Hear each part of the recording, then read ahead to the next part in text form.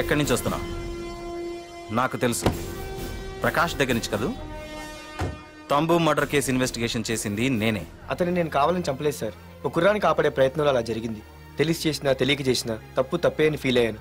అందుకే ఆ ప్రకాష్ని కలవడానికి వెళ్ళాను. తంబుని చంపటం తప్పు కాదు పార్థు. మర్డర్ చేయడం తప్పు కాదంటున్నాడేంటని ఆశ్చర్యంగా ఉందా? రా బండెక్కు. నాకంతా తెలుసు పార్థు, నీ తప్పేం లేదు. దిగు.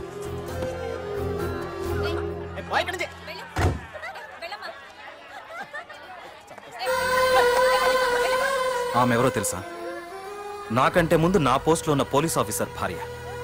తన కళ్ళ ముందే తన భర్తని ఆ తంబుగాడు అతి దారుణంగా నరికి చంపేశాడు. అది చూసి ఆవిడ పిచ్చిదైపోయింది.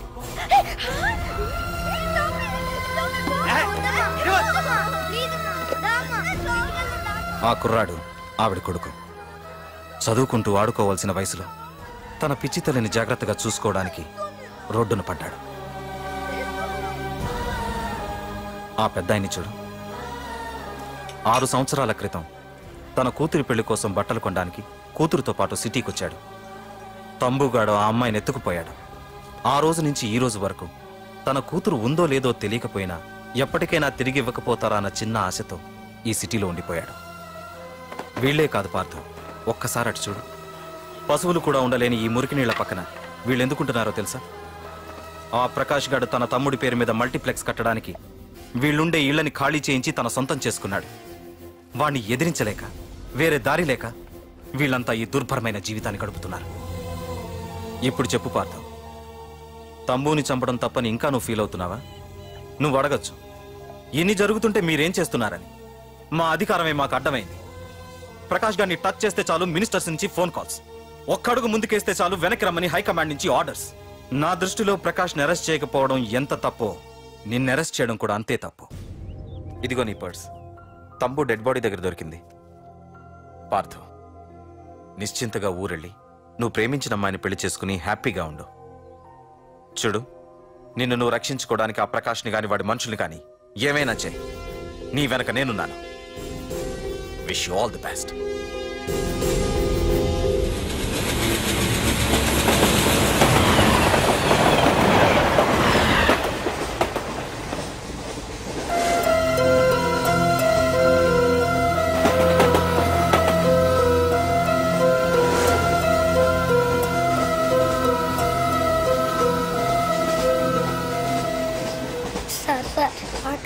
Sir please sir. అమ్మ ఆకలేస్తుందమ్మా. Sir sir please sir.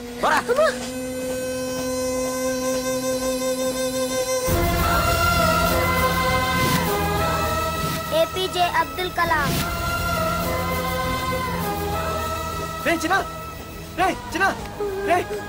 ఏంద్రా నీకు? ఏంటి ఇలా ఉన్నావు? ఏమైందో చెప్పరా?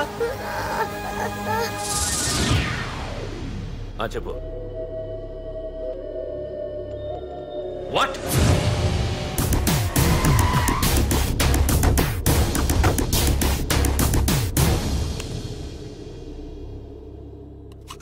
అన్నా, తమ్ముడిని చంపింది వరదరాజులు కాదన్నా, ఓ కాలేజీ కుర్రాడు.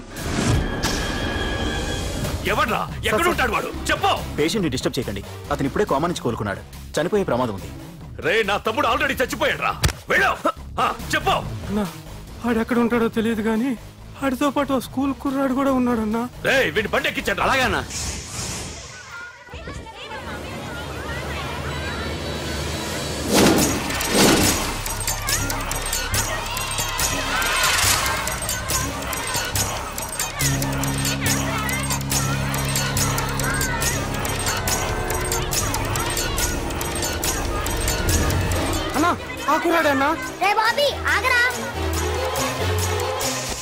మర్యాదగా చెప్పు. నిజంగా ఎవరు మాకు తెలియదు సార్.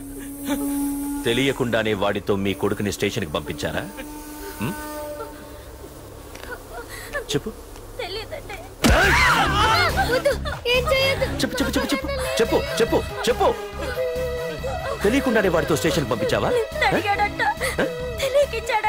చెప్పు.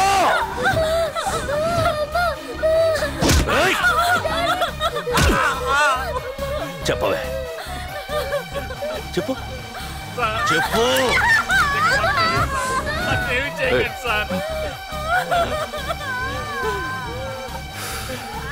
ఇప్పుడు చెప్తా, చెప్పు.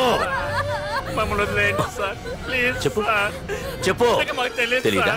చెప్పు చెప్పు చెప్పు.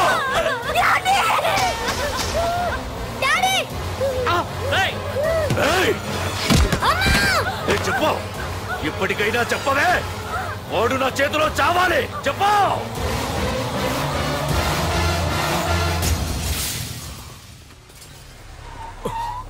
సార్, వాడి గురించి ఇన్ఫర్మేషన్ తెలిసింది సార్. ఇది వాడి ఫోటో. అన్నా, వీడే నా తమ్ముడు చంపింది, వీడే.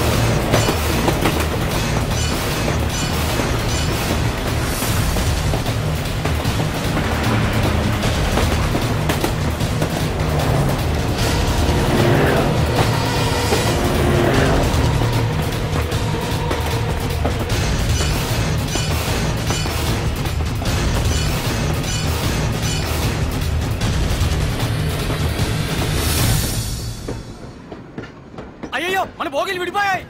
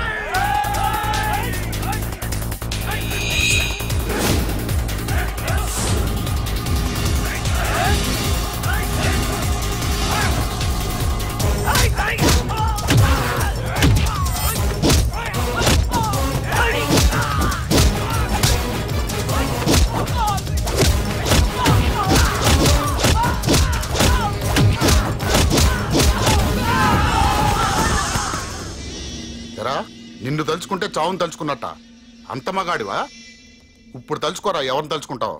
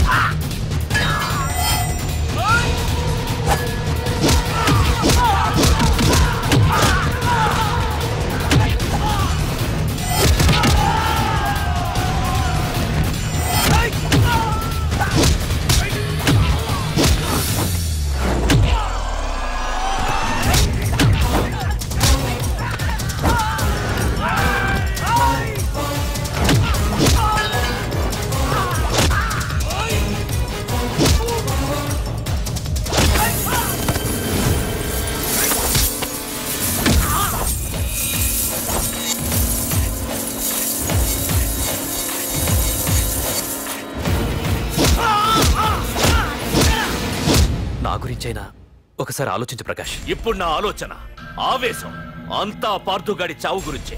ఆల్రెడీ నా మనుషులు వెళ్ళారు. 5 నిమిషాల్లో వాడిని కాదు, వాడి శవాన్ని తీసుకొస్తాను.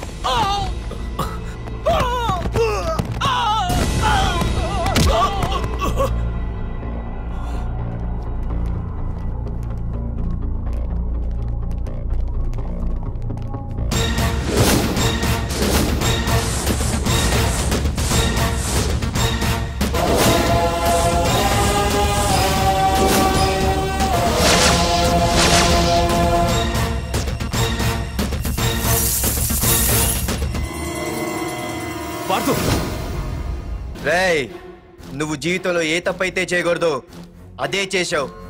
నన్ను టెన్షన్ పెట్టావు. నా మూలంగా అభంశుభం తెలియని పసివాడి తల్లిదండ్రులను చంపి వీన్ని అడుక్కు తిని అనాథం చేశావు.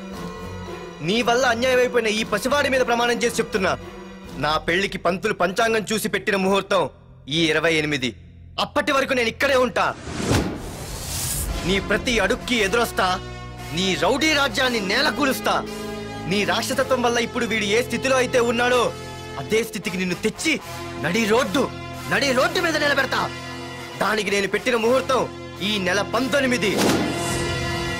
తెచ్చుకో. నీ బ్రాంచీల నుండి జనాల్ని తెచ్చుకుంటావో, నీ గోడౌన్ నుండి ఆయుధాలు తెచ్చుకుంటావో.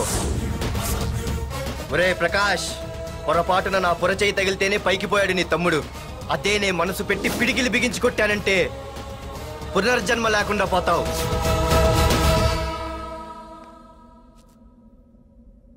మళ్ళీ చెబుతున్నా, నేను ఒంటరి. నీ మనుషులు 100లైనా 1000లైనా ఏరి పారేస్తా.